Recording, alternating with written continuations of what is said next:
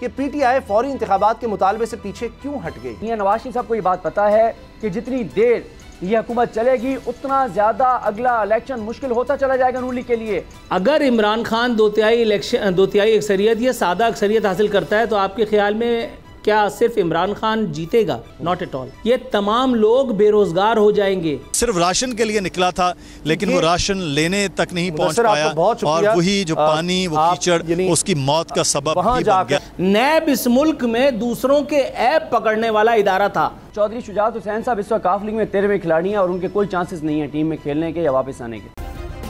Subscribe करें और bell दबाएं ताकि कोई खबर रह न जाए।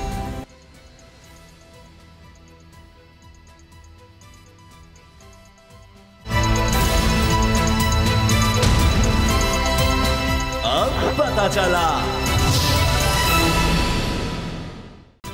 बिस्मिल्लाहिर्रहमानिर्रहीम, अस्सलाम वालेकुम। मैं हूं मोहम्मद उसामा गाजी और आप देख रहे हैं अब पता चला। आज के प्रोग्राम में बात होगी सियासी खिचड़ी की। कप्तान ने पीडीएम से पहले इलेक्शन कमीशन के बाहर एहतजाज का ऐलान कर दिया। शुजात की प्रेस कॉन्फ्रेंस में क्या अहम इंकशाफ हुआ और अगले इंतखाबात की तैयारियों का हुक्म वाला मामला क्या है, इन सब का जायजा लेंगे। लेकिन सबसे पहले जिक्र हो जाए चौधरी शुजात हुसैन की प्रेस कॉन्फ्रेंस का, जिसके बारे में कहा जा रहा था कि ये उनकी खत की तरह सियासत में फिर हलचल मचा सकती है। लेकिन ये बड़ा शोर सुनते थे पहलू में दिल का वाला मामला ही साबित हुआ और चौधरी शुजात हुसैन ने खानदानी इख्तलाफात पर भी मिट्टी पाव की दावत दे डाली। चौधरी शुजात हुसैन का कहना था कि वो परवेज इलाही को दावत देते हैं कि वो अपने घर वापस आ जाएं। इस मौके पर तारिक बशीर चीमा का कहना था कि चौधरी शुजात को सदारत से हटाना नामुमकिन है। देखते हैं परवेज इलाही वापसी की इस दावत का क्या जवाब देते हैं, क्योंकि काफ लीग न सिर्फ चौधरी शुजात को सदारत से हटा चुकी बल्कि इनकी तरफ से नए पार्टी इलेक्शन का भी इंदिया दे दिया गया। दूसरी तरफ इलेक्शन कमीशन के बाहर धरने का इंदिया पीडीएम भी दे चुकी है, जिसे हुकूमत संभालने के बाद से मुश्किलात का सामना है। रोज बरोज गिरती मईशत, महंगाई की यलगार और डॉलर का रोज नया रिकॉर्ड इस तजर्बाकार हुकूमत की तजर्बाकारी का पोल खोद रहा है, जिससे अवाम की तवज्जो हटाने के लिए पीडीएम जमातों और हुकूमत ने एक मुनज़्ज़म मुहिम शुरू कर दी है और वो है इलेक्शन कमीशन पर पीटीआई की ममनुआ फंडिंग केस का फैसला जल्द सुनाने की तकरार। लेकिन यह हथियार भी कारगर साबित होता दिखाई नहीं दे रहा। पीडीएम इलेक्शन कमीशन के बाहर धरना कब देती है इसका पता नहीं, लेकिन पीटीआई ने यहां भी हुकूमत को मात दे दी है और इमरान खान ने जुमेरात के रोज इलेक्शन कमीशन के बाहर एहतजाज का ऐलान कर दिया है। पीटीआई जानिबदारी का इल्जाम लगाकर न सिर्फ इलेक्शन कमिश्नर के इस्तीफे का मुतालबा कर रही है बल्कि पंजाब और केपी के असम्बली से इनके खिलाफ करारदादें भी मंजूर कर ली। दूसरा, इमरान खान ने पार्टी कारकुनों को अगले आम इंतखाबात की तैयारी का भी हुक्म दे दिया है। पीटीआई रहनुमाओं का कहना है कि अगले 6 से 8 हफ्ते में इंतखाबात का ऐलान हो सकता है। पीटीआई रहनुमाओं को इसका इतना यकीन कैसे है, ये गारंटी किसने दी है, और सवाल ये भी अहम है कि पीटीआई फौरी इंतखाबात के मुतालबे से पीछे क्यों हट गई है। इन सब पर बात करेंगे सदीक जान और नूर आलिफीन के साथ। सदीक जान, ये वाकई मियाँ साहब ने हथियार डाल दिए हैं और वो जल्द इलेक्शंस पर रजामंद हो गए हैं, आपको क्या लगता है? देखें, ये जो कहा जा रहा है कि मियाँ साहब इलेक्शन के लिए तैयार हो गए हैं, मसला यह है कि इनको नज़र आ रहा है कि इनके पास ऑप्शन कोई नहीं है। पंजाब इमरान खान के पास है, चौधरी परवेज इलाही साहब के पास है, और ये जो एक आपने अपने इंट्रो में भी बात की और आपने सवाल उठाया कि इमरान खान फौरी इंतखाबात के मुतालबे से थोड़ा सा पीछे हटते हुए नज़र आ रहे हैं। पीटीआई के एक अहम इजलास में इस बात पर डिस्कस किया गया और कहा गया कि अगर हम इस हुकूमत को, वफाकी हुकूमत को चलने देते हैं, अगर हम पंजाब में जो है वो कम से कम 3 से 4 महीने डिलीवर करते हैं, और डिलीवर क्या करना है, तो इसकी चीज़ों को बेहतर करना है। और आपको पता है कि पंजाब के पास चीज़ें हैं कि वो सूबे में पैसा खर्च कर सकते हैं, लेकिन इस दौरान जब पंजाब गवर्नेंस को बेहतर कर रहा होगा, हेल्थ कार्ड को आगे बढ़ा रहा होगा, हेल्थ कार्ड में नई चीज़ें ऐड कर रहा होगा, लंगर खाने खोल रहा होगा, पनाहगाहें खोल रहा होगा, और चौधरी परवेज इलाही आपको एक्टिव नजर आ रहे होंगे। और आपको पता है कि मीडिया का रवैया चौधरी परवेज इलाही साहब के साथ वो नहीं होगा जो उस्मान बुज़दार के साथ था। अब चौधरी परवेज इलाही साहब के जो इनिशिएटिव्स होंगे, जो हॉस्पिटल्स को अपग्रेड कर रहे होंगे, जो अस्पतालों में अद्वियात के वाले से हो रहा होगा, जो नए हॉस्पिटल्स के इफ्तिताह हो रहे होंगे, मीडिया उसको काफ़ी हाईलाइट कर रहा होगा। लेकिन ये तो हो रहा होगा पंजाब में, वफाक में क्या हो रहा होगा? कौमी असम्बली में, कौमी असम्बली को छोड़ते चलें, पहले हुकूमत को ले लेते हैं। हुकूमत की जानिब से क्या खबर आ रही होगी? पेट्रोल महंगा कर दिया, डीजल महंगा कर दिया, गैस महंगी कर दी, बिजली महंगी कर दी, ये मसला हो गया, डॉलर बेकाबू हो गया। सारे के सारे वो फैसले जिन्होंने अवाम की ज़िंदगी में मुश्किलात पैदा करनी है, वो सारी खबरें शहबाज शरीफ साहब और उनके इत्तेहादियों की तरफ से आ रही होंगी, और वो तमाम चीज़ें जो चौधरी परवेज़ लाई और पंजाब हुकूमत की तरफ से आ रही होंगी, वो ऐसे लग रहा होगा कि क्या बात है, क्या से क्या कर दिया है। ये जाहिर है परसेप्शन की गेम है ना, जो छोटी मोटी चीज़ें वो करेंगे, परसेप्शन भी बन रही होगी। तो इसलिए मियां नवाज शरीफ साहब को ये बात पता है कि जितनी देर ये हुकूमत चलेगी उतना ज़्यादा अगला इलेक्शन मुश्किल होता चला जाएगा नून लीग के लिए। आप बाकियों को तो छोड़ दें, इनके अपने जो हामी लोग हैं मीडिया के अंदर, जो बहुत सीनियर लोग हैं, उनके आप सुन लें, उनका वीलॉग सुन लें, उनका ट्विटर देख लें, उनका प्रोग्राम देख लें। वो क्या कह रहे हैं? वो कह रहे हैं कि नून लीग के ना सिर्फ हाथ कट गए हैं, पाँव कट गए हैं, बल्कि इनकी नाक भी कट गई है। वो ये कह रहे हैं कि नून लीग का टिकट लेने वाला कोई नहीं होगा। वो कह रहे हैं कि नून लीग को तबाह और बर्बाद कर दिया गया है। वो लोग कह रहे हैं कि नून लीग को ट्रैप कर लिया गया है। बल्कि उसामा गाजी साहब, दिलचस्प बात यह है कि अब एक नया मार्केट के अंदर जो है वो मफरूज़ा एक लाया गया है, नई एक थ्योरी लाई गई है कि जनाब ये जो सारा खेल खेला गया है पिछले 3-4 माह में, ये बेसिकली इमरान खान को मजीद पॉपुलर करने के लिए तयशुदा मंसूबे के साथ खेला गया है। इसका मकसद ये था कि इनको मजीद बदनाम किया जाए, नून लीग को खास तौर पे, और इमरान खान को वो जो उसकी 3.5 साल की नाइलियाँ नाकामियाँ थी, ना तजर्बाकारियाँ थी, जो उसके ऊपर जो एक इल्ज़ामात थे, उन तमाम से इमरान खान को निकाल कर और जो है वो एक लॉन्ड्री से गुजार कर इमरान खान को जो है वो पहले से ज़्यादा पॉपुलर बनाने का ये मंसूबा था। तो अब ये बातें भी शुरू हो गई हैं। एक नहीं 1000% इलेक्शन की तरफ बढ़ रहे हैं। बस सिर्फ ये है कि अब इमरान खान ये चाहते हैं कि अब इलेक्शन जो है वो 3-4 माह बाद हो, ताकि पंजाब में वो कुछ चीज़ें कर लें, और साथ ही 3-4 माह में और जो इन्होंने फैसले करने हैं पेट्रोल और डीजल के, ये उस हद तक फैसले खौफनाक फैसले करें। कुछ अपॉइंटमेंट्स हैं, उनका क्या होगा? 3-4 महीने ये चाहते हैं, तो वो तो मामला उस तरह नहीं हो सकेगा शायद। तो फिर तो पीडीएम चाहती है कुछ तैनातियां करना, तो वो तो उनको मिल जाएगा वक्त। फिर उसामा गाजी साहब, खबर तो है मेरे पास, लेकिन मैं उसको ज़रा कंफर्म करना चाह रहा हूँ। कल हम अपने देखने वालों के साथ जो है ये, क्योंकि सबसे बड़ा सवाल है, कल हम ये खबर अपने नाज़रीन के साथ शेयर करेंगे कि जो बड़ी बड़ी अपॉइंटमेंट्स होनी है उसके ऊपर तहरीक इंसाफ का क्या मौक़िफ़ सामने आ रहा है, और कल इस हवाले से आपको बताएंगे। लेकिन वहाँ पे भी हैरान कुन तब्दीली है, वहाँ पर भी हैरान कुन तब्दीली है इमरान खान के मौक़िफ़ में। वो बहरहाल कंफर्म करके, क्योंकि बड़ी ये खबर है, कल हम शेयर करेंगे। लेकिन इस वक्त इमरान खान ये चाहते हैं कि इनको 3-4 माह और दें, ये चलें और ये अपने बोझ से गिरें, और ये अपना मिन्नत तरला करके कहें कि अल्लाह का वास्ता है आ जाएं, हम असम्बली से निकलना चाहते हैं, असम्बली तोड़ना चाहते हैं, इलेक्शन की तरफ जाना चाहते हैं। आरिफीन, लेकिन मियां नवाज शरीफ साहब को तो सीनियर लीडरशिप भी कह रही है कि वापस आए, और ये बात भी हो रही है, मियां साहब ने हामी भर लिया कि इलेक्शन जब भी होंगे तो मैं वापस आऊँगा। लेकिन ये बात भी हो रही है कि उनको कोई जमानत उससे पहले मिल जाए। मगर उनके 3 से 4 ऑपरेशन होने थे, ये बात तमाम लीडरशिप कहती है। अभी तक तो एक ऑपरेशन भी नहीं हुआ, तो ये क्या बड़ी तेज़ी से हो सकेंगे और वहाँ डॉक्टर्स उनको इजाज़त फिर दे देंगे आने की? ऑपरेशन वो होम्योपैथिक वाले से करवाएंगे ना, तो वो तो 1 घंटे में 3-4 भी हो सकता है। ये कोई वो होम्योपैथिक के अलावा कोई और डॉक्टर तो नहीं कर सकता। कोई हकीम, कोई वैद्य भी अगर चाहे तो वो भी ये कारनामा जो है वो कर सकता है। लेकिन मैं इस एक मफरूज़े को बाई नहीं करता कि हम 1000% जो है वो इलेक्शन की तरफ बढ़ रहे हैं। लॉन्ग मार्च की भी कॉल दी थी इमरान खान साहब ने, वो नाकाम हो गई, और आज किसी को याद भी नहीं कि इमरान खान ने दोबारा कहा था कि हम इस्लामाबाद की तरफ बढ़ेंगे। 6 से 8 हफ्ते की ये बात भी इसी तरह से है। ये बेसिकली अपने लोगों को उनका मोराल गिरने से बचाने के लिए इमरान खान साहब की हैसियत एक कायद, वो एक कोशिश है जिसको मैं बुरा नहीं कहता, ये बात बिल्कुल ठीक है। उन्होंने अपने तरीके से बिल्कुल सेफ़ प्ले किया है, सही किया है। लेकिन दूसरी तरफ फ़रीक़े मुखालिफ को या फ़रीक़े सानी को भी गधा नहीं समझना चाहिए। जितने भी लोग हैं, पीपल्स पार्टी हो, जमीयत उलमा इस्लाम वाले हों, कुछ और सियासी जमातें हों, बिलखुसूस नून लीग हो, इतना आसान नहीं है। बार बार ये कहा जा रहा है कि हम पूरा टेन्योर मुकम्मल करके फिर इलेक्शन की जानिब बढ़ेंगे। आपको क्या लगता है कि इन लोगों के पास इतनी कैलकुलेशन नहीं है जो कैलकुलेशन इमरान खान कर रहे हैं कि पहले मैं 3-4 महीने, इमरान खान साहब ने कहा था कि पहले मैं पंजाब की असम्बली तोड़ूंगा, उसके बाद अब ये बयानिया दोबारा चेंज हुआ। उन्होंने कहा कि अभी जैसे सिद्दीक जान बता रहे थे कि 3 से 4 माह में वो कुछ अहम डेवलपमेंट्स करना चाह रहे हैं, कुछ ब्रेक थ्रू देना चाह रहे हैं अवाम को, कुछ साय ऑफ रिलीफ उनको देना चाह रहे हैं ताकि वो इलेक्शन में उनके काम आए। इतनी अकल पीडीएम कायदीन के पास नहीं है, पीडीएम रहनुमाओं के पास नहीं है। वो जिनको इमरान खान साहब चोर और डाकू के साथ साथ एक इंतहाई शातिर होने का ताना भी देते हैं, उनके पास इतनी अकल नहीं है कि उनको ये नज़र आ रहा हो कि इमरान खान उनके साथ क्या खेल खेल रहा है। हाँ, ये वाला जो मफरूज़ा था दूसरा वाला, वो बात बिल्कुल ठीक है। ये बात ज़ुबान ज़द आम है जो उन्होंने कहा कि इमरान खान को लॉन्ड्री से गुजार करके, और ये सारी बातें ज़ुबान ज़द आम है।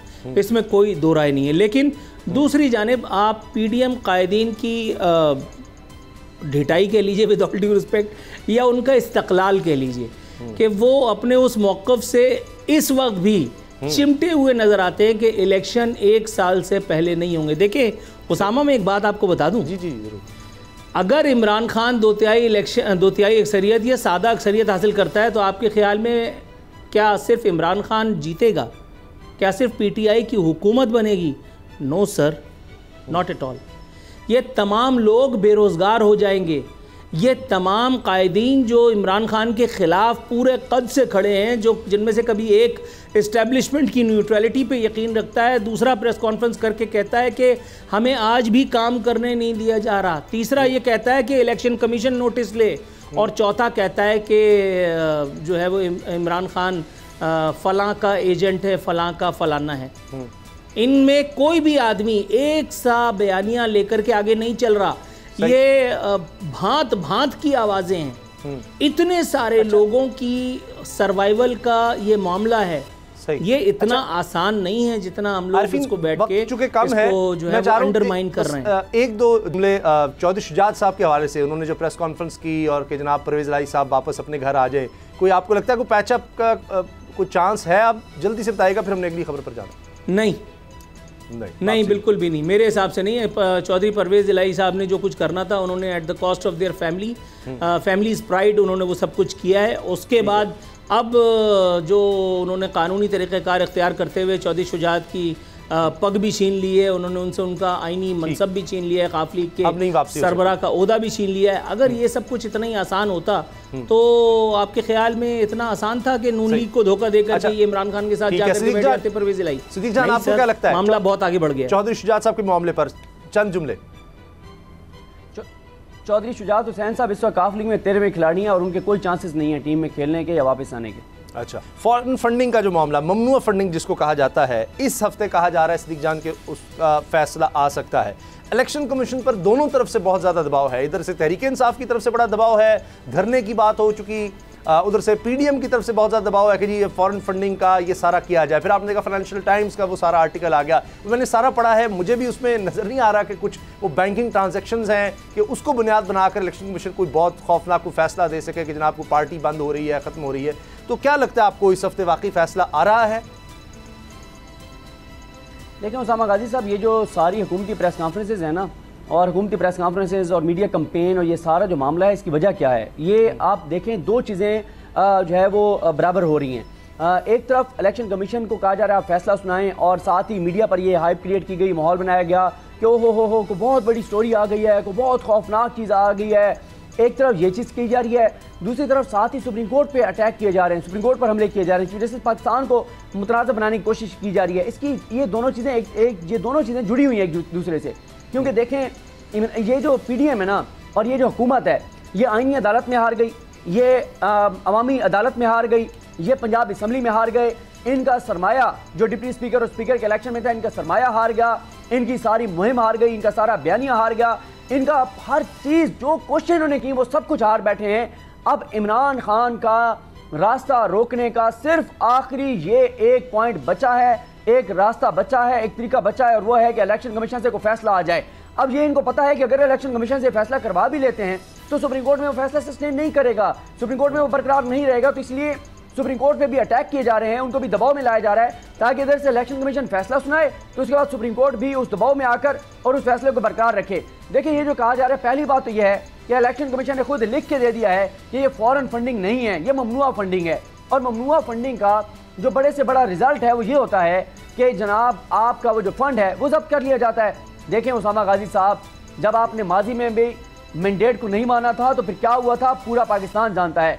अब भी अवामी मैंडेट अगर किसी जमात का नहीं मानेंगे, अगर उसका रास्ता आप एक इलेक्शन कमीशन के 3 लोगों के जरिए, एक चीफ इलेक्शन कमिश्नर के जरिए रोकने की कोशिश करेंगे तो उसका जो रिएक्शन है वो आप भी जानते हैं, मैं भी जानता हूँ। तो ये जो मामला है इसमें कोई ऐसी चीज़ नहीं है, और अगर कोई उनसे फैसला करवाया जाएगा तो वो ज़्यादा देर बरकरार नहीं रह पाएगा और उससे मज़ीद पाकिस्तान में इंतशार बढ़ेगा, हालात ख़राब होंगे, कोई ऐसी चीज़ नहीं है। और फिर देखें, अगर हम एक लम्हे के लिए मान लें कि इमरान खान को फॉरेन फंडिंग हुई है किसी मकसद के लिए, मुझे बताएं कि 3.5 साल में क्या ऐसा इमरान खान ने किया जो उस फॉरेन फंडिंग के बगैर उसमें बदले में इमरान खान ने डिलीवर किया। दूसरी बात यह कि फजलुर रहमान साहब जो हमेशा इमरान खान को यहूदी एजेंट कहते हैं, इमरान खान 3.5 साल इक़्तिदार में रहे, फजलुर रहमान साहब की जमात को 4 माह हो गए इक़्तिदार में, कोई एक कानून तो ऐसा बदल देते ना कि वो जो यहूदी एजेंट आया था उसने इस्लाम के खिलाफ ये कानून बनाया था, हमने बदल दिया है, या कोई एक तो ऐसा नया कानून बना लेते जो कहते हैं कि यहूदी एजेंट क्योंकि यहाँ मौजूद था, ये कानून बनना चाहिए था इस्लाम से मुतालिक, उसने नहीं बनाया था, ये थे कि हम बना रहे हैं। कोई एक चीज तो आप बता दें। मसला ये है इनके पिछले 4 माह के तमाम बयानिए, चाहे वो फरा वाला बयानिया हो, चाहे वो तोशाखाना वाला बयानिया हो, चाहे वो जो है वो ये फॉरेन फंडिंग, सारे के सारे बयानिए पिट चुके हैं। चल नहीं सकता, आखिरी अब सारी उम्मीदें इलेक्शन कमिश्नर से हैं। अच्छा नूर आरफीन, आप क्या कहते हैं, इस हफ्ते फैसला आएगा तो उससे कोई आपको लगता है सियासत में भौचाल आ जाएगा, कोई बड़ा मसला हो सकता है इमरान खान साहब के लिए? नहीं, इमरान खान कोई आम आदमी है क्या? इमरान खान के साथ क्या मसला होगा? नवाज शरीफ के साथ क्या मसला हुआ था? जरदारी के साथ क्या मसला हुआ था? मसले तो सब एक आम आदमी के टुच्चे मुच्चे के लिए होते हैं, ये मसले बड़े लोगों के लिए नहीं होते। मैं मुख्तलिफ मामलात पर सोच रहा था अभी छेड़ूं गुफ्तगू, लेकिन सिद्दीक जान ने जो कुछ कहा है मैं ज़रा उस पर बात करना चाह रहा हूँ। सबसे पहले तो ये कि इलेक्शन कमीशन का फ़ैसला आना चाहिए, वो इमरान खान के मुताल्लिक़ हो, वो पाकिस्तान पीपल्स पार्टी की फ़ंडिंग से मुताल्लिक़ हो, वो किसी भी फ़ंडिंग किसी भी उसके हवाले से हो, पता तो चले लोगों को कि पाकिस्तान में सियासी जमातों को कहाँ कहाँ से कौन कौन से लोग कौन कौन सी क़ुव्वतें फ़ंड करते हैं। इसमें तो मतलब हम बिल्कुल यूँ कहते हैं एक पॉइंट पे हैं। ठीक। अच्छा, एक जगह डकैती पड़ी हो तो आप दूसरी जगह डकैती वाले के साथ उसका फ़ैसला करो, ये बात भी नहीं कह सकते। PTI का ये बयानिया यहाँ नहीं चलेगा। अभी इन्होंने कहा कि अगर 3 अफराद चीफ इलेक्शन कमीशन के कोई फ़ैसला देते हैं तो वो अवामी मैंडेट पे नक़ब की कोशिश तस्वुर की जाएगी और ये फ़ैसला सुप्रीम कोर्ट में जो है वो चैलेंज हो जाएगा। ये फ़ैसला चैलेंज ज़रूर हो जाएगा, लेकिन आपने कहा सस्टेन नहीं करेगा। इससे एक तासुर ये जाता है कि गोया सुप्रीम कोर्ट ऑफ पाकिस्तान, मेरे मुँह में खाक, मैं पहले ही बहुत छोटा सा आदमी हूँ और गरीब भी हूँ, तो इसको कोई अपनी आज़ादी के ख़िलाफ़ न तस्वुर करे। इस एक स्टेटमेंट से शायद ऐसा लगता है कि PTI की कोई सेटिंग है। मैं ये नहीं कह रहा कि ऐसा है, लेकिन हमें बात करते हुए थोड़ा सा मोहतात शायद सेफ प्ले करना पड़ेगा कि कहीं ऐसा ना हो कि हुब्बे अली में नसैम बोज़े मुआविया में लिमिट क्रॉस कर जाएँ। वहाँ उनकी जो भी मामलात हैं, उनकी जो भी अंडरस्टैंडिंग्स हैं, मैं नहीं जानता दरे पर्दा क्या मामला है। दूसरी चीज़ ये कि देखें, बात यह है कि सुप्रीम कोर्ट ऑफ पाकिस्तान जो फ़ैसले दे रही है, हम उन फ़ैसलों पे तो एटलीस्ट बात कर सकते हैं। उन फ़ैसलों की इस वक्त स्टैंडिंग क्या है? एक सियासी जमात के अलावा तमाम सियासी जमातें और क्रिटिक्स की एक बहुत बड़ी तादाद, तज्ज़ियाकारों की एक बहुत बड़ी तादाद, पॉलिटिकल एनालिस्ट्स की एक बहुत बड़ी तादाद उन फ़ैसलों को शक और शुबे की नज़र से देखती है। बायसनेस उसमें है या नहीं, इस बारे में मैं कुछ नहीं कहना चाहता। तो अगर आप चीफ इलेक्शन कमिश्नर के फैसले के खिलाफ चले, जो सस्टेनेबिलिटी वाला सवाल आप उठाते हैं, और वो सवाल वहाँ जा रहा है, ब्रेक लेते हैं जी, और ब्रेक के बाद बात करेंगे सैलाब की जिस तरह की सूरत हाल है उस पर हुकूमत क्या कर रही है। ब्रेक के बाद हम बात करते हैं। अब पता चला। मुल्क में सैलाब की सूरत हाल की वजह से बहुत ज़्यादा नुकसान हो चुका है और अब भी इत्तलात सामने आ रही हैं कि मज़ीद लाशों के मिलने का सिलसिला जारी है। बड़ा दुख और अफसोस होता है कि हालात ये हैं कि कई डैम्स में लाशें नज़र आती हैं। अभी जो ख़बरें आई हैं कि जी 13 रोज़ में बैराज से मिलने वाली लाशों की मजमूई तादाद 24 हो चुकी है। और ये आप देखिए कि ये सखर बैराज की हम बात कर रहे हैं और हब डैम समेत 7 डैम सैलाबी पानी में बह गए, यानी इतना सैलाब था कि ये टूट गए। और अब कौन ज़िम्मेदार है इसका? क्या वजह है कि डैम्स बनाए जाते हैं, इतने मजबूत क्यों नहीं बनाए जाते, और उसकी वजह से फिर और ज़्यादा नुकसान होता है कि वो पानी अचानक आ जाता है, जिसकी वजह से अब तक जो हलाकतों की तादाद है वो 136 हो चुकी है और 24 घंटों में बच्चों समेत मज़ीद 9 अफराद जहाँ बाक हुए हैं। इसी तरह से हम देख रहे हैं कि इमदादी कार्रवाइयों की ख़बरें आती हैं कि जनाब ये कुछ पहुँचा दिया गया है, मगर हकीकत क्या है? इस वक्त ऑन ग्राउंड सिचुएशन क्या है। हमारे एंकर पर्सन मुदस्सिर इकबाल इस वक्त बलूचिस्तान में हैं, उनसे हम इस हवाले से बात करेंगे कि वो वहाँ पर क्या देख रहे हैं, क्योंकि वज़ीर आज़म के दौरों के हवाले से हमने ख़बरें देखी हैं, वीडियोज़ देखी हैं, तस्वीर देखी हैं, और क्या वहाँ पर जिस तरह से वज़ीर आज़म नोटिस लिए हैं, उनके नोटिस बड़े मशहूर हैं, कोई फ़र्क पड़ा है? मुदस्सिर, क्या फ़र्क पड़ा है? लोगों को इमदाद मिल रही है? वज़ीर आज़म ने भी यहाँ पर दौरे किए हैं, कोई फ़र्क देखा है आपने? जी बहुत शुक्रिया उसामा। दिन भर हम आज ओसल और उसके गिरदोनवा में मौजूद थे, जहाँ पर बड़े पैमाने पर हमने तबाही देखी है। हमने घर गिरते हुए देखे हैं, हमने लोगों के माल मवेशी वो बह गए, वो मर गए, वो देखे हैं। हमने यहाँ देखा है कि लोग जिस तरह से बेघर होकर यहाँ के जो स्कूल और कॉलेजेस हैं उनके कमरों में रह रहे हैं और हुकूमती इमदाद के मुंतज़िर हैं, लेकिन हुकूमती इमदाद हमने नहीं देखी है। क्या देखा है कि वो वज़ीर आज़म के दौरों के बाद तो ऐसी कोई चीज़ उसामा, कम अज़ कम ओसल जो लसबेला का डिस्ट्रिक्ट हेड क्वार्टर है, मैं उसकी बात कर रहा हूँ। मैं उसके जो इर्द गिर्द जो गोट हैं, जो गांव हैं, जो बस्तियां हैं, जो बस्तियां तो अब नहीं हैं, वो बर्बाद हो चुकी हैं। वहां पर तो नहीं, हम शहर की बात कर रहे हैं, जहां आज हमने जो तर्जुमान है बलूचिस्तान हुकूमत, उनसे भी ऑन एयर गोल की स्क्रीन पर यह बात की कि वहाँ लोग मौजूद हैं। आज 8वां दिन मगरिब हो चुकी है, ख़त्म हो गया है, कल 9वां दिन शुरू हो जाएगा। यहाँ कोई अलबत्ता कुछ NGOs मौजूद हैं, कराची से लोग आए हैं, कुछ टेंट लेकर आए हैं, कुछ उनके लिए खाने पीने का राशन लेकर आए, लेकिन हुकूमत नहीं आई है। असल उसामा एक और बड़ी अहम मुदस्सिर हमारे साथ रहे, हम कोशिश करते हैं वीडियो लिंक हम वीडियो जी आप बात मुकम्मल कर लें, हम बात मुकम्मल करें मुदस्सिर जी। मैं उसामा, एक बड़ी अहम चीज़ है जिसकी जानिब शायद तवज्जो उस तरह से मीडिया पे नहीं हो रही है, वो ये है कि यहाँ पर लोगों का जो जरिया माश है, जो लोगों की पूरे दारोमदार है, वो 2 चीज़ों पर है। एक है लाइफ स्टॉक, जो उनके भेड़ बकरियां गाय वो थी, और दूसरा यहाँ पर है खेती बाड़ी। जो यहाँ सरदार हैं, जो जिम्मेदार हैं, वो तो शायद सरवाइव कर जाएं किसी न किसी तरह से, लेकिन जो हारी हैं, जो ज़मीन पर काम करते हैं, उनका ये था कि जहाँ पर केले की फसल है, यहाँ पर जो सब्जियां थी, यहाँ पर जो कपास की फसल थी, वो मुकम्मल तौर पर तबाही। अब उनके पास आगे क्या फ्यूचर है उनको नहीं मालूम है, और अभी तक किसी किस्म का कोई सर्वे नहीं हुआ कि कुछ सर्वे हुआ हो कि कितना नुकसान है। 8 दिन गुजर गए, इसकी कोई चीज नहीं है।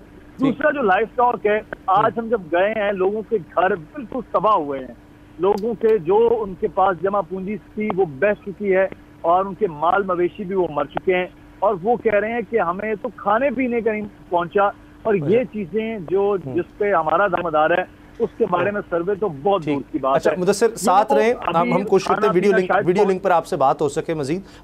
सिद्दीक जान, ये जो कुछ हम सुन रहे हैं, क्योंकि मुदस्सिर खुद वहाँ पर मौजूद हैं, खुद देख कर बता रहे हैं क्या वहाँ पर हालात हैं, तो ये PDM में जब बनी तो फिर इसलिए तो बनी थी हंगामी सूरत हाल के लिए, तो फिर ये किस लिए है कि वज़ीर आज़म जा रहे हैं और कह रहे हैं जनाब यहाँ तो खाना नहीं मिल रहा। वज़ीर आज़म ने नोटिस दिया है कि आज से जनाब यहाँ पर खाना मिले इन कैंप्स में, और वहाँ तो फिगर्स आ रहे हैं जी 20,187 पैकेट्स हमने खुराक के तकसीम कर दी हैं। क्या ये नाकाफ़ी हैं या ये सिर्फ कागजी कार्रवाई होती हैं सिद्दीक जान? देखें, ये तमाम हुकूमतों का रवैया बदकिस्मती से यही रहा है जो इस वक्त हुकूमत का है। और आप देखें कि 2010 के जो सैलाब आया था, उसके बाद एक कमीशन बना था जिसकी रिकमेंडेशंस भी थी, उसके ऊपर भी आज हमारी यहाँ पे जो टीम थी उसने काम उस पर कर रहे हैं वो, और वो भी हम शेयर करेंगे कल अपने देखने वालों के साथ। उसमें से वो पॉइंट्स बना रहे थे कि जो रिकमेंडेशंस थी कमीशन की, उन पर अमल नहीं हुआ। आप देखें कि पाकिस्तान में दहशतगर्दी के ख़िलाफ़ जो जंग है, उसके बाद जो सबसे ज़्यादा पाकिस्तान का मुआशी नुकसान हुआ है वो सैलाब की वजह से हुआ है, वो क्लाइमेट चेंज की वजह से हुआ है। देखें, बदकिस्मती हमारी देखिए कि हमारे यहाँ बारिश ना हो तो भी मसला, बारिश हो तो भी मसला। बारिश ना हो तो हम खुशहाली का शिकार हो जाते हैं, हमारी फसलें खुश्क हो जाती हैं, हम ग़िज़ाई किल्लत की तरफ जाने लगते हैं। अच्छा। और अगर बारिशें हो जाएं तो सैलाब आ जाता है और तबाही और बर्बादी हो जाती है। और ये जो वीडियो लिंक पर हमारा राब्ता हुआ है मुदस्सिर से, उनसे मजीद इस बारे में बात करते हैं। मुदस्सिर, आप जो चीज़ें बता रहे हैं, क्या ये हुकूमत तक पहुँच रही हैं बातें, अवाम की बात कि हमें इस चीज़ की ज़रूरत है? वज़ीर आज़म जब खुद जा रहे हैं और उन्होंने भी नोटिस लिया कि जी खुराक फ़ौरन फराम की जाए, इनको खाना कैंप्स में दिया जाए, नहीं खाना तक कैंप्स में लोगों को नहीं मिल रहा था।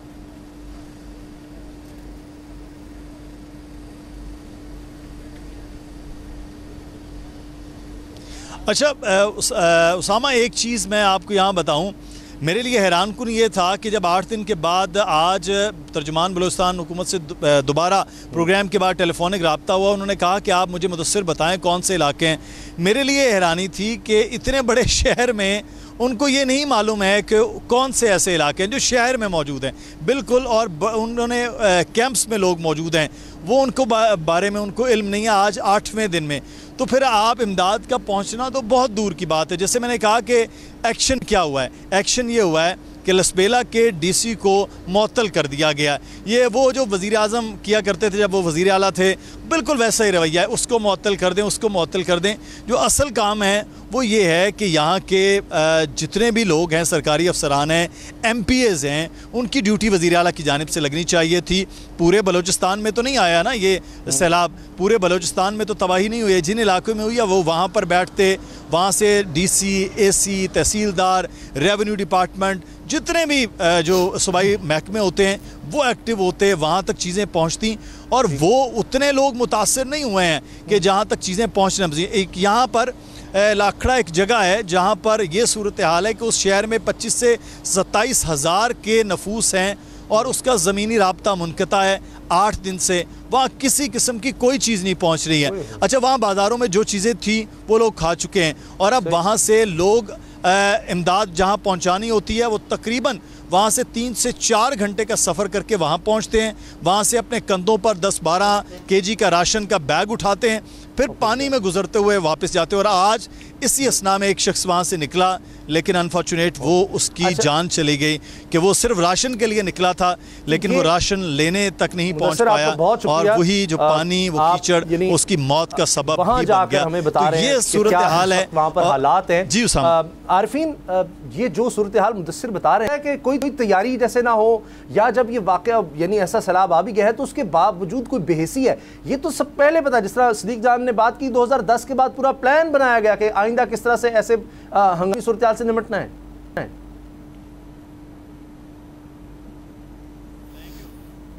भाई बात यह है कि जब अपने बीवी बच्चे, अपना मालो मता, अपने माल मवेशी सब आपके हुक्मरानों के, आपके कौमी लीडर्स के महफूज होंगे, तो रियाया ऐसे ही भूखी मरती रहेगी, रियाया ऐसे ही पानी की नज़र होती रहेगी। आज सुबह से एक वीडियो चल रही है, मैं बल्कि कल से देख रहा हूँ, जिसमें एक आदमी कुछ सकील किस्म की, मेरे ख्याल है पंजाबी गुफ्तगू थी, अगर वो उर्दू तर्जुमा उसका नहीं होता तो मैं पढ़ नहीं सकता था। उसमें वो दुहाई दे रहा है कि मेरे बीवी बच्चे जो हैं वो बरसाती पानी की नज़र हो गए, कोई मेरे बच्चों को बचाओ। आपके ख्याल में इस तरह की चीज़ें मेरी आंखों में आंसू लाने के अलावा, आपके दिल में रिक्कत पैदा करने के अलावा कुछ और कर सकती हैं? इस तरह की चीज़ें सन 1947 से होती रही हैं, और इस तरह की चीज़ें आइंदा मुस्तकबिल में भी होती रहेंगी। मुदस्सिर वहाँ गए हैं, इनके जज्बे को सलाम बोलने ये इनिशिएटिव लिया है अपने तौर पर, ये भी बहुत अच्छा है। सिद्दीक जान, मैं, आप मिल करके हम इस पर बात कर रहे हैं, लेकिन ये गुफ्तन नशिस्तन बर्खास्तन के अलावा और कुछ नहीं है। इसलिए कि हमारे तमाम कौमी लीडरान, जब मैं तमाम कह रहा हूँ तो इसमें कोई एक आदमी भी शामिल नहीं है, चाहे वो कोई यानी एक्सक्लूड नहीं है, चाहे वो कितना ही मुत्तकी क्यों ना हो, लेकिन 20 लाख इमदाद का ऐलान, कितनी लंबी दाढ़ी क्यों ना हो, वो नमाजों से उसने रो करके और अपनी मग़फ़िरत की काम सब पूरे करवा लिए हों। जब मैं कह रहा हूँ तमाम, तो फिर तमाम। अभी सदीक जान ने कहा, मैं उस बात को ही पकड़ करके कोट कर देता हूँ, उन्होंने कहा इसमें तमाम हुकूमतों का बदकिस्मती से रवैया यही रहा है। क्या आप उसको झुटला सकते हैं? बिल्कुल ऐसा ही है, एब्सोल्युटली ऐसा ही है। सही, आपके माल मवेशी, आपके बाल बच्चे, आपका। लेकिन दुख होता है, दुख और अफसोस होता है जब भी इस तरह की सूरत हाल होती है, तो हम देखते हैं कि कहा जाता है जी इमदाद का ऐलान कर दिया, इमदाद का ऐलान कर दिया, मगर उस तरह से होता नहीं। और तैयारी पहले से क्यों नहीं होती? कई कीमती जानों को बचाया जा सकता था। अब भी लोगों की मदद बेहतर तरीके से हो सकती है कि अगर पहले से प्लानिंग हो और इस तरफ तवज्जो दी जाए। ब्रेक लेते हैं, और ब्रेक के बाद आरिफीन नामा। अब पता चला, और अब वक्त हो चुका है आरिफीन नामा का। आरिफीन, आज किस मौजू पर, किस खबर पर आप तवज्जो दिला रहे हैं हमारी और लोगों की? आज़ाद इदारे का एक और इम्तिहान सामने हुआ है, और वो भी इसलिए कि एक्स आज़ाद यानी एक्स जस्टिस, एक्स मुंसिफ जस्टिस रिटायर्ड जावेद इकबाल साहब ने रिलीफ के लिए जो है वो दस्तक दी है। इस्लामाबाद हाई कोर्ट में चैलेंज किया अपनी पब्लिक अकाउंट्स कमेटी में तलबी को, अब ज़ाहिर है चूँकि हमारे यहाँ अल्लाह का शुक्र है सुम्मा अल्हम्दुलिल्लाह, अल्लाह ताला नज़र बस से बचाए और अल्लाह ताला मज़ीद आज़ादी नसीब करे। चूँकि हमारे यहाँ अदलिया आज़ाद है, इसलिए इम्कान ये है कि इनको रिलीफ मिल जाएगा। एक वजह तो ये है कि ये एक्स जस्टिस हैं, और दूसरी वजह ये है कि अगर ऐसे किसी एक आदमी को सज़ा हो गई जिसके नाम के साथ जस्टिस अल्लाह आपको नेकी दे, जर्नलिस्ट, जर्नैल, फलाना, करनैल कुछ भी लगा हुआ हो, तो फिर पाकिस्तान में बिगाड़ जो है वो दूर दूर तक फैल जाएगा। तकरीब के इम्कानात बहुत ज़्यादा हैं। जस्टिस रिटायर्ड जावेद इकबाल साहब ने फरमाया है कि 7 जुलाई की पब्लिक अकाउंट्स कमेटी की मीटिंग के मिनट्स गैर कानूनी करार दिए जाएं और पब्लिक अकाउंट्स कमेटी को तादीबी कार्रवाई से रोका जाए, जो कि उनका बुनियादी इस्तेहकाक है। ज़ाहिर है कि होना भी चाहिए। इस दरख्वास्त में कहा गया है कि उन्हें जो जबरी गुमशुदगियों के कमीशन की चेयरमैनशिप से हटाने के लिए हिदायत दी गई हैं।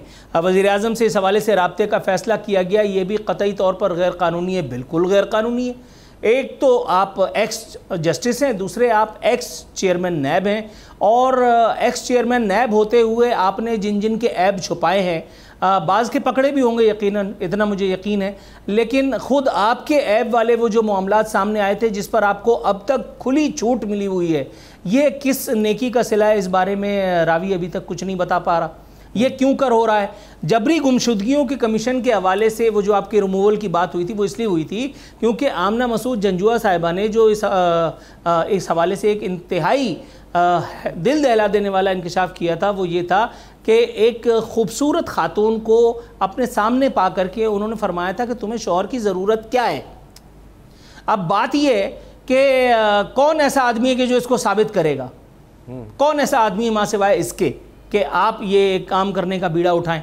मैं ये नहीं कहता कि ऐसा ही हुआ होगा, लेकिन कम से कम आपको अपनी सफाई तो पेश करनी चाहिए ना। हुजूर, आपके नाम में जस्टिस लग गया, बस ये बहुत हो गया, मतलब अंधी लगी है।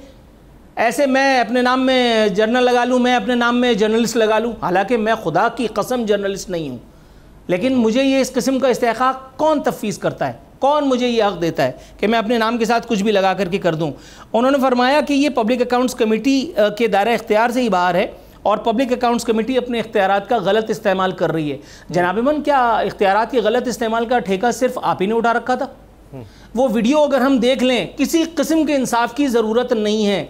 आपने आज तक किसी जगह भी ये भी नहीं कहा कि वो वीडियो फैब्रिकेटेड है। मैं मुतमन्नी हूँ आपसे सुनने के लिए कि काश आप भी एक दफ़ा ये कह दें कि ये वीडियो फैब्रिकेटेड है।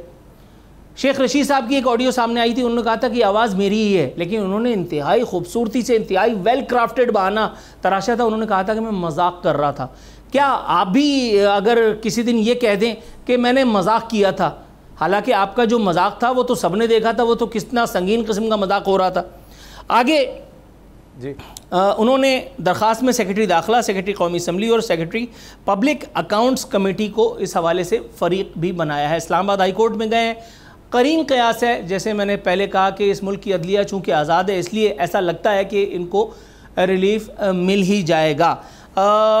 मैं दोबारा ये बता दूं कि पब्लिक अकाउंट्स कमेटी के इजलास में तैयबा गुल नामी खातून ने साबिक़ chairman NAB justice retired Javed Iqbal और DG नैब लाहौर सलीम शहजाद पर हिरासानी और गैर अखलाक़ी रवैये के इल्ज़ामात आयद किए थे। ये ख़वातीन से हिरासानी का वाक़या, ये वारदात अब इतनी संगीन है, बड़े बड़े मीडिया और कॉरपोरेट इदारों में अगर इस किस्म का कोई केस सामने आ जाए, बहुत मुश्किल है कि इंसान की जान छूट जाए। इस हवाले से एक बैंक मैनेजर अल्लाह मारे की एक वीडियो ऑन एयर वायरल हुई थी। वो कोई बैंक मैनेजर था, उसकी चंद सेकंड की वो वीडियो थी, उसके एक हफ्ते के अंदर अंदर उसकी नौकरी खाली गई। इस हवाले से अगर कॉरपोरेट इदारों में, एक कॉरपोरेट इदारे का मैं नाम लिए अगर बताऊं कि वहाँ एक बहुत बड़े जिन को, एक बहुत बड़ी ओहदे पर मुतमक्किन एक खातून के साथ उन्होंने कुछ नाजेबा जुमले उछाले थे, कुछ हिरासानी वाला मामला किया था, उनकी नौकरी महज 1 माह में बर्बाद हो गई। मैं अपने YouTube चैनल पर एक मुक़द्दस साहब के बारे में, इस मुल्क के एक बहुत अहम इदारे से ताल्लुक़ रखने वाले, मैं उनसे जो एक खातून तंग थी उसके हवाले से एक बात अपने YouTube चैनल आरफीन नामा पे भी कर चुका हूँ। तो वो एक केस तो मेरी आंखों के सामने मौजूद है, उस पर भी अभी तक कुछ नहीं हुआ। ये जस्टिस रिटायर्ड जावेद इकबाल साहब वाला जो मामला है, कम से कम इस पर कोई इंक्वायरी कंडक्ट होते, इस पर कम से कम कोई मामलात होते। ये मामला ऐसे ही शैतान की आंत की तरह चलता चला जा रहा है। नैब इस मुल्क में दूसरों के ऐब पकड़ने वाला इदारा था। आपने अपना काम किया होगा, यकीनन रिकवरीज भी कराई होंगी, आपने यकीनन और कुछ भी डिलीवर किया होगा जिसकी बुनियाद पर आपको एक्सटेंशन भी मिली। लेकिन मेरा मकसद आपकी एक्सटेंशन की राह में रोड़े अटकाना नहीं। मेरा मकसद आपकी ये जो मुलाजमत है जो इस वक्त आपके हाथ में लगी हुई जबरी गुमशुदगियों के चेयरमैन की हैसियत से आप अभी भी यकीनन कुछ ना कुछ पर्क्स एंड प्रिविलेजेस एंजॉय कर रहे हैं। मेरा मुतालबा सिर्फ बुनियादी है कि यहाँ जिस तरह से अदालत से इस तरह मामलात को रिलीफ मिलता रहा है, इमरान खान साहब के जो भांजे थे उनको भी रिलीफ मिला, इसके अलावा और बहुत सारे लोग हैं जिनको रिलीफ मिला। मैं ये नहीं कह रहा वो सारे मुजरिम हैं, मैं आपको भी अभी तक मुजरिम नहीं मानता। मैं आपसे इस हवाले से किसी वजाती बयान का को देखने या सुनने का तमन्नाई हूँ। अच्छा। लेकिन मैं फिर भी चाह रहा हूँ कि इस मर्तबा आज़ादी अदलिया का कोई कम से कम एक सबूत तो मिल ही जाए। अच्छा सिद्दीक जान, चेयरमैन नैब, साबिक चेयरमैन नैब से गिला इमरान खान साहब को रहा। मुझे तो याद आ रहा है वो कहते थे कि जी जिनका मसला था करप्शन ख़त्म करना या जिनको करप्शन ख़त्म करना चाहिए था उनका मसला ही नहीं रहा। वो तो शिकवा ये करते हैं तो उनको बाद में भी ख्याल आया। लेकिन ये एक और मसला, ये अखलाकी मामला है, आप क्या कहते हैं इस पर? देखिए बिल्कुल तहकीकात तो होनी चाहिए, लेकिन ये जो एक खातून है तैयबा गुल साहिबा, अब ज़ाहिर है ज़्यादा बात भी नहीं हो सकती। फिर आपको पता है कि औरत मार्च वाली जो हैं वो उस मैदान में आ जाती हैं, वरना उनके अगर आप बयानात सुन लें तो उसमें जो तज़ादात हैं वो ख़ुद बता रहे हैं कि उनका अपना जो है वो मामला क्या है। यानी वो कह रही हैं कि 1 माह तक उनको प्राइम मिनिस्टर ऑफिस में अगवा करके रखा गया और उस 1 माह में उनकी फैमिली ने, किसी ने, उनके पीछे से कोई नहीं था जिसने कहीं पे रिपोर्ट किया हो, कहीं पे सवाल उठाया हो कि 1 माह से खातून जो है वो अगवा है। और उनके तज़ादात हैं बयानात में बहुत ज़्यादा। और फिर ये जो पब्लिक अकाउंट्स कमेटी है इसमें जो है वो अब नैब के मुल्ज़मान बैठकर और चेयरमैन नैब और नैब के लोगों का एहतसाब करेंगे, तो इससे ज़्यादा भी शर्मनाक अमल नहीं हो सकता। जो सवाल करने वाले हैं उनका अपना देखें तो सही कि इसके क्या केसेस चल रहे हैं इस वक्त नैब के अंदर। तो ये सारा एक ड्रामा हो रहा है। बाकी जो इल्ज़ामात हैं उन पर तहकीकात बिल्कुल होनी चाहिए, एक इंडिपेंडेंट फोरम होना चाहिए, वहाँ पर बिल्कुल होना चाहिए। लेकिन ना तो मुझे तैयबा गुल की किसी बात पर एतमाद है, क्योंकि उनके जो झूठ हैं, जो लग़्व हैं, जो उनकी बातें हैं वो सबके सामने हैं, वो कोई ढकी छुपी नहीं है। और उनका जिस तरह का मशकूक किरदार है वो भी सबके सामने है। तो मशकूक किरदार से मुराद यह है कि वो जो केसेस करने वाली बात कर रहा हूँ, किसी और तरह कोई ना ले जाए कि वो जिस तरह से वो कहती है कि मैं पता नहीं इस मामले के लिए मिले थी, इस मामले के लिए मिले थी, वो फाइलें, वो प्रॉपर्टी के मामला, वो उसकी मैं बात। उनको डेट, दिन, कोई सन भी याद नहीं है कि कब क्या वाक़या हुआ, वो भी बातें बहुत अजीबोगरीब हैं। बहरहाल देखते हैं कि इस पर अब क्या होता है आगे, इस पर इन्वेस्टिगेशन में क्या होता है, क्योंकि पब्लिक अकाउंट्स कमेटी में तो जाना नहीं चाह रहे जस्टिस रिटायर्ड जावेद इकबाल साहब। प्रोग्राम देखने का शुक्रिया, इजाज़त दीजिए, अल्लाह हाफ़िज़।